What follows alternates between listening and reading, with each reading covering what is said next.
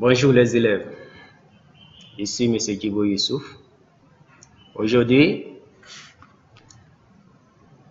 je vais représenter le cours 1 de physique du chapitre 10. Mais avant de commencer le cours, je vais d'abord vous demander de me rappeler certaines notions de base.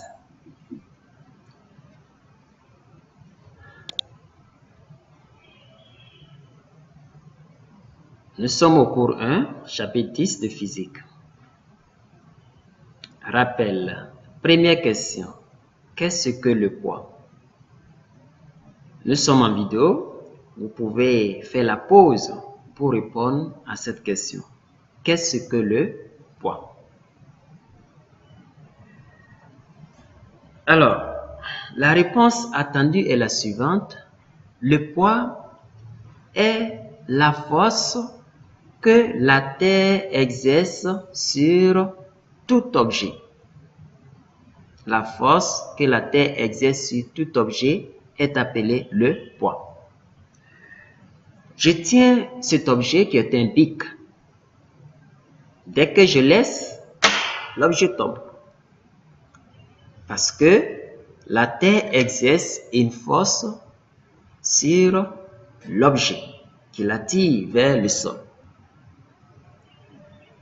Je suppose que vous avez bien compris la définition du poids. Et comme nous sommes en vidéo, les questions suivantes, ça serait pareil. Je vais poser la question, faites une pause, essayez de répondre et vérifiez votre réponse. Avez-vous trouvé la réponse? La question de quelles sont les caractéristiques du poids? Les caractéristiques du poids, il y a 4 éléments à préciser, à savoir le centre de gravité G, qui est le point d'application. La direction du poids est la verticale. La verticale, c'est ça la direction du poids. Le sens, le poids est orienté du bas vers le haut. C'est très important. Ne confondez pas. Généralement, les élèves confondent la direction et le sens. Évitez cela. Quand on dit sens, c'est l'orientation. Est-ce que vous voyez? Mais quand on dit direction, c'est la ligne d'action de la force. Enfin, l'intensité, le 4e élément, l'intensité, va dépendre du poids de l'objet. Mais néanmoins, on peut la mesurer, hein, l'intensité du poids. À l'aide de quoi? À l'aide de quoi? À l'aide d'un dynamomètre. Voici un dynamomètre. Cet objet que je tiens, j'essaie de présenter, j'espère que vous arrivez à bien voir. C'est un dynamomètre. Il y a un crochet là et il y a, voilà, un autre crochet là. Ici, ça permet d'accrocher à un support. Donc, il suffit de mettre un objet ici et le ressort s'allonge. On dit on mesure le poids de l'objet. Est-ce que vous voyez? Donc, le poids va dépendre de la masse de l'objet. Je tiens ici une masse marquée. Une masse marquée de 200 grammes. De 200 grammes. Et je vais accrocher à l'extrémité du dynamomètre. Donc, quand je laisse, le ressort s'allonge. Voici, en réalité, le ressort s'allonge. Et moi, je peux lire directement la position du curseur pour vous donner la valeur du poids de l'objet. Donc, tout cela pour mieux expliquer l'intensité, comment trouver l'intensité. Ça peut se mesurer, l'intensité du poids. Ça peut aussi être calculé. On peut aussi calculer l'intensité du poids.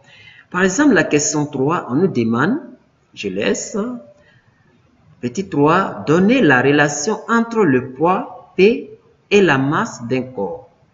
La réponse est la suivante. La réponse était là. Oh, j'ai oublié, hein, sinon ça devrait être comme ça. Et vous répondez. Et maintenant, je vous guide en mettant que c'est égal. Voilà. M fois G. Voilà. Donc, ici, c'est dommage que le résultat était affiché. Sinon, vous ne devez pas voir. Vous allez répondre. Vous allez faire la pause sur la vidéo, vous allez répondre avant d'avoir la bonne réponse. Mais certainement, une erreur n'arrive pas au hasard.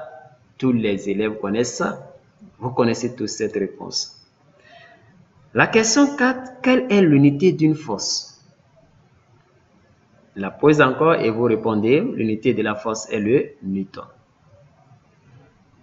Bien, pour ce qui concerne le travail d'aujourd'hui, nous allons vous demander quel dispositif utilise-t-on pour soulever aisément des charges lourdes.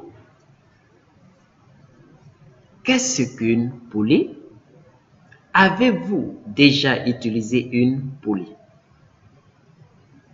C'est une question très importante. Quel dispositif utilise-t-on pour soulever aisément des charges lourdes? Qu'est-ce qu'une poulie? Avez-vous déjà utilisé une poulie? Bien, ces questions en très bonne réflexion avant de savoir si vous avez la réponse à ces questions. Nous vous rassurons que à la fin de cette leçon, de ce cours, vous serez capable de citer les différentes parties d'une poulie, de donner la relation traduisant la condition d'équilibre d'une poulie fixe et enfin de donner la relation traduisant la condition d'équilibre d'une poulie mobile.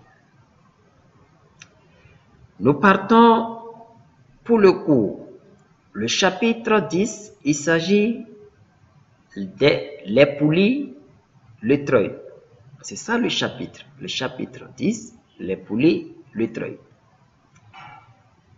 Qu'est-ce qu'une poulie? Une poulie est un dispositif formé d'une roue à gorge tournant sur un axe. Alors, immédiatement, voici le dispositif. Voici un exemple de poulie. Il y a plusieurs exemples. Voici un autre type, en fait. Voilà, ça c'est aimanté, on peut accrocher et ça tourne. Voilà, la gorge est là. Voilà, bien. Ça, c'est encore plus simple à voir. Le crochet est là et ça tourne. Voici une poulie. Donc déjà, vous avez une idée de quoi il s'agit. Bien. On l'utilise pour soulever aisément. On utilise pour soulever aisément des charges à l'aide d'une corde ou d'un câble. Concernant cette partie, j'ai aussi un travail à vous montrer. Voici un support qui est là. On a accroché la poulie ici. Voilà, le support est là. On a accroché la poulie ici. Et voici la corde. La corde est là qui passe au niveau de la gorge. Et ici, on a une charge qu'on doit soulever. Donc, voici, je vous présente. Regardez, l'utilisateur est là. L'utilisateur, c'est là où se trouve ma main. Et je vais actionner. Je vais tirer sur la corde. Allez, voici, j'arrive à soulever la charge du bas vers le haut. De même, je peux faire descendre. Voilà. Bien. Donc ici, l'utilisateur, ma main, j'ai actionné une force qu'on appelle la force d'entrée. La force d'entrée. C'est ça qui permet de soulever la charge. Et au niveau de la charge, l'action qui s'effectue là-bas est due à la force de sortie. Est-ce que vous voyez? Bien.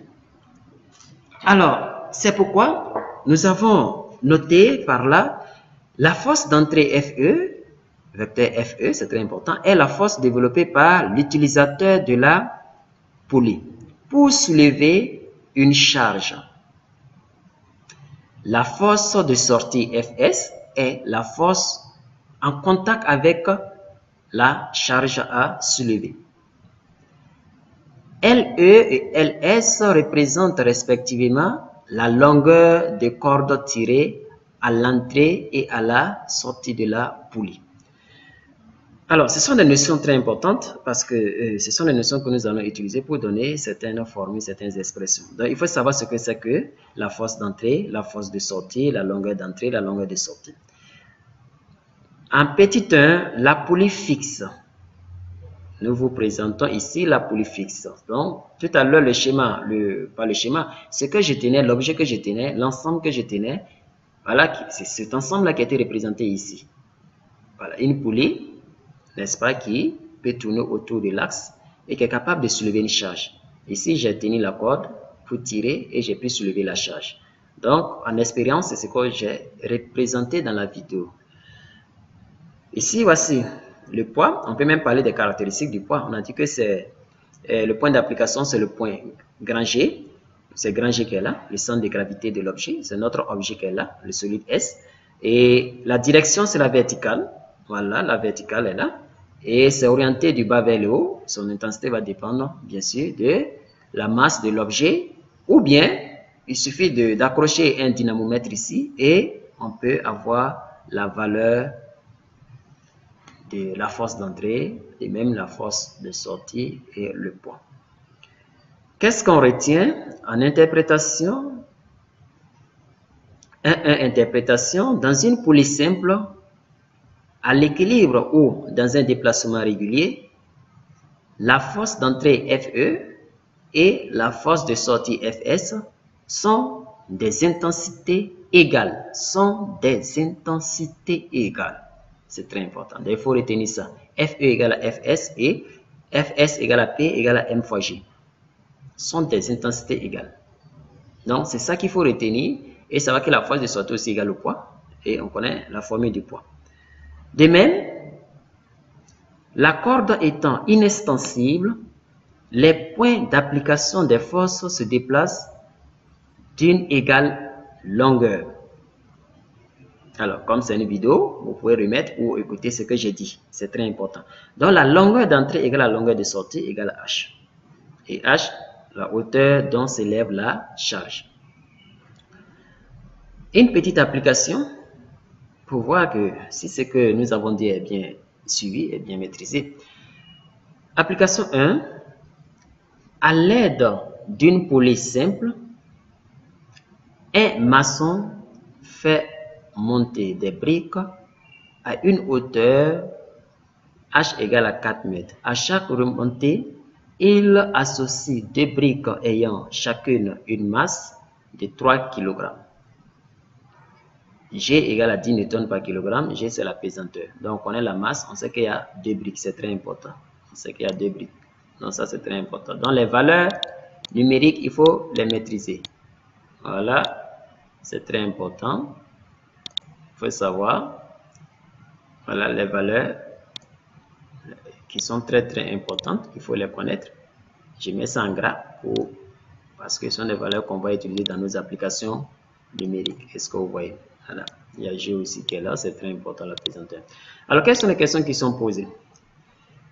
Petit a, quelle est l'intensité de la force développée par le maçon? Petit b, quelle est la longueur de corde tirée par ce maçon? Alors, vous êtes en pleine réflexion. Donc, la vidéo, vous devriez l'arrêter ici et prendre le brouillon, le calepin écrit avant de continuer à suivre la vidéo. La réponse attendue est la suivante. Alors ici, vous allez constater que c'est pas très bien lisible, mais c'est très bien compréhensible. Il suffit de suivre la vidéo.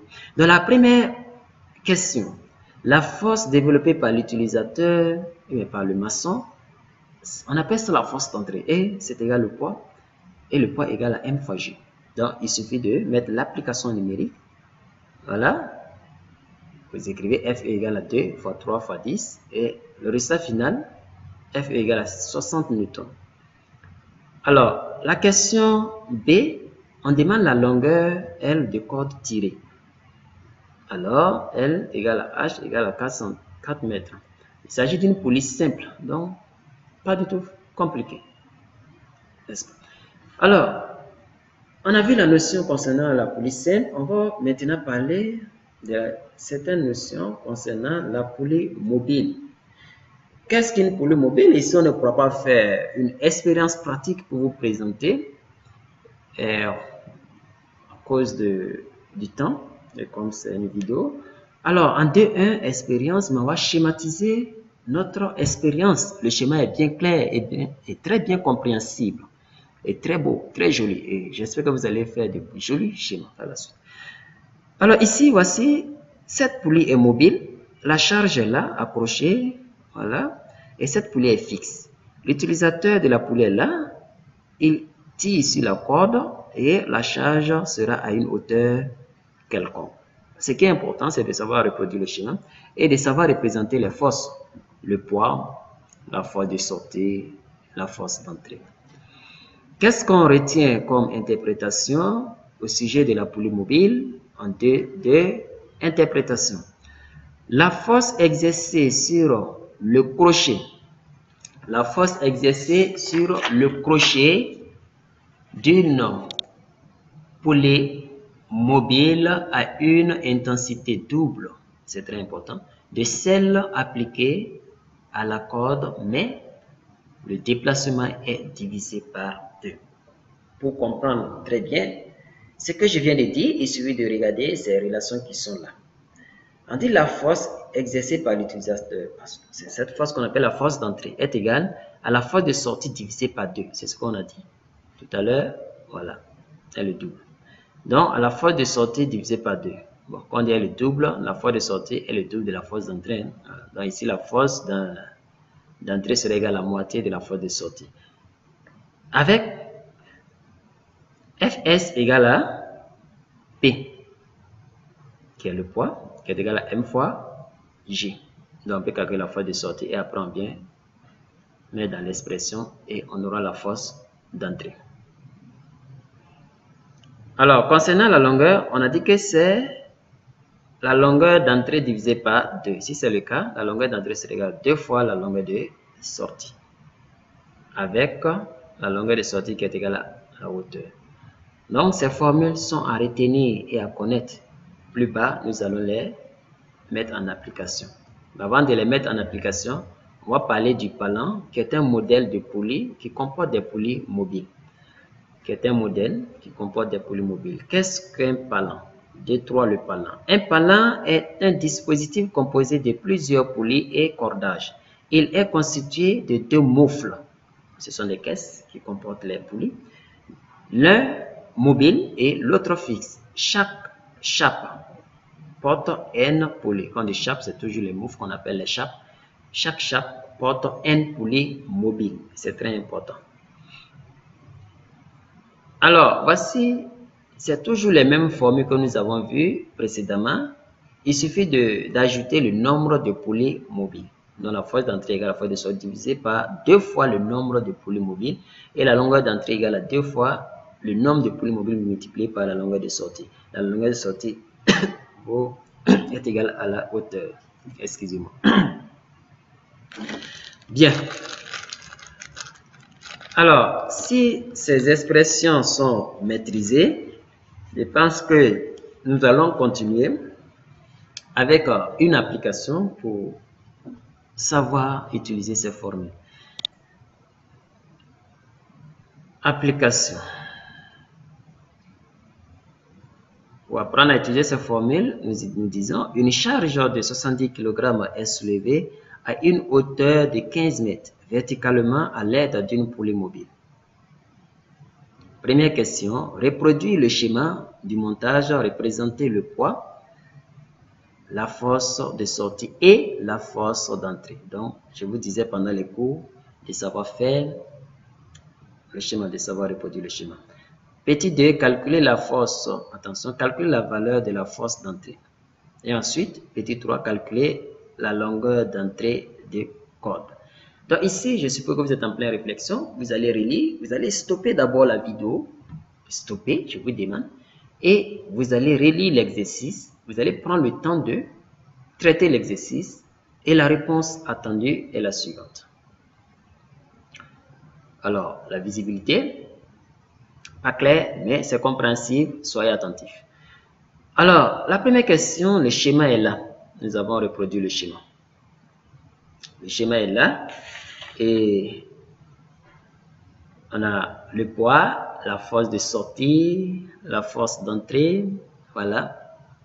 C'est ce qu'on vous a demandé. La deuxième question, la réponse est la suivante. La valeur de la force d'entrée. Il faut rappeler la formule. Et Fs égale à P égale à N fois G. La formule est là. On a remplacé la force de sortie. On met les valeurs. On trouve F égale à 350 newtons. Vous savez faire des calculs. Il ne faut pas faire des erreurs de calcul, c'est très important. Ici, j'ai mis 2, mais c'est petit 3. C'est une erreur d'écriture. La longueur d'entrée. La longueur d'entrée égale à 2 fois la longueur de sortie. Alors, ce sont les formules concernant la poulie mobile. Voilà. Dans l'énoncé, ça a été bien dit. C'est l'hypothèse. Donc, la longueur de sortie égale à H. Et puis, très simplement, la longueur d'entrée égale à 2 fois 15 égale à 30 mètres. Bien.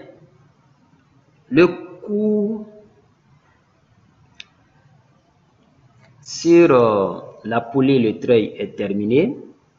Maintenant que vous avez la réponse aux questions, à savoir citer les différentes parties d'une poulie, donner la relation traduisant la condition d'équilibre d'une poulie fixe, donner la relation traduisant la condition d'équilibre d'une poulie mobile.